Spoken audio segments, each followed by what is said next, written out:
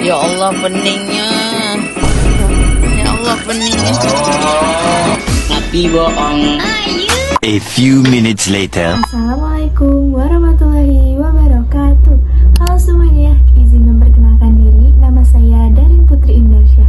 Saya dari kelas 9C. Pada kesempatan kali ini, saya akan mengumpulkan tugas bahasa Indonesia tentang presentasi teks tanggapan.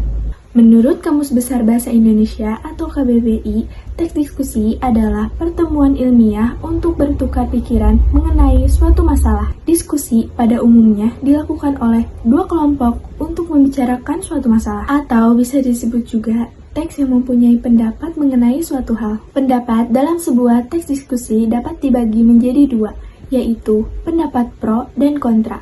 Pendapat pro yaitu pendapat yang mendukung, pendapat kontra yaitu pendapat yang tidak mendukung. Struktur teks diskusi. Teks diskusi memiliki 4 struktur, yaitu masalah, argumen mendukung, argumen tidak mendukung, dan kesimpulan.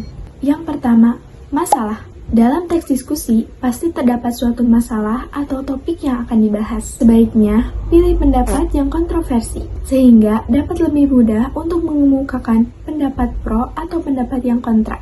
Argumen mendukung adalah argumen yang mendukung terhadap suatu permasalahan yang dibahas. Argumen mendukung harus disertai dengan fakta, data, referensi yang berkaitan dengan topik yang dibahas.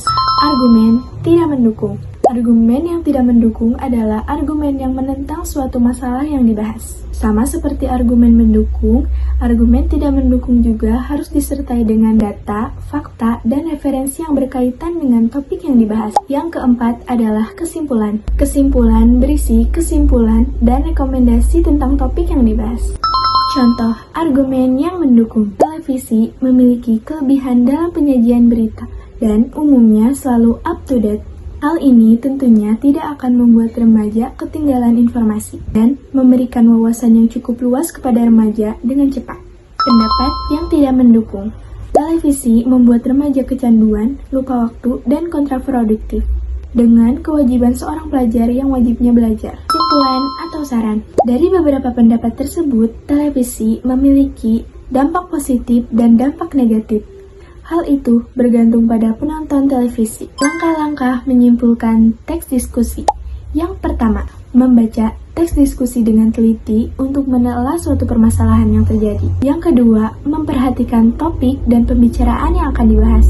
Yang ketiga, menentukan argumen mendukung dan tidak mendukung pada teks yang dibahas. Yang keempat, menentukan kesimpulan dari seluruh pendapat yang dibuat.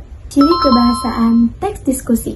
Yang pertama, menggunakan konjungsi perlawanan seperti tidak, tetapi, bukan, melainkan. Yang kedua, menggunakan ejaan yang benar seperti ejaan huruf, kata, dan tanda baca yang benar. Yang ketiga, menggunakan kalimat majemuk dan kalimat tunggal.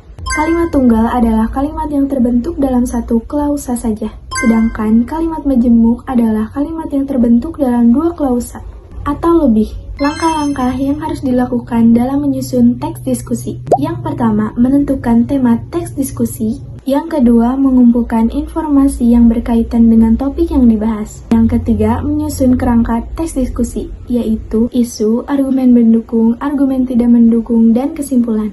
Yang keempat adalah menyusun teks berdasarkan fitur bahasa dan ejaan.